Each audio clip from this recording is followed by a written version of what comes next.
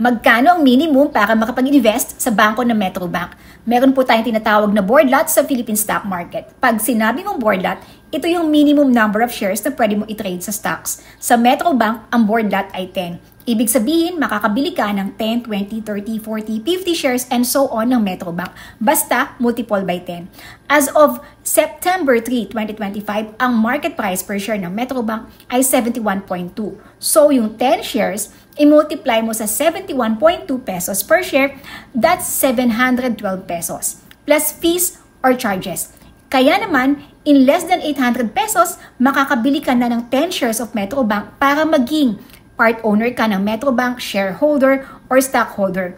Pero bilin ko lang bago ka magsimula sa kahit na anong stock investment, ay aralin mo muna to bago ka bumili ng kahit na anong mga stocks para hindi ka kabahan sa investment mo. Tamang-tama kasi po magkakaroon ako ng free live online webinar ngayong September 8, 10, 12, and 15, 2025. Ito ay para sa mga beginners or wala pang alam or zero knowledge sa Philippine stock market. Ilalagay ko yung link ng registration dito at sa comment section, mag-register ka na.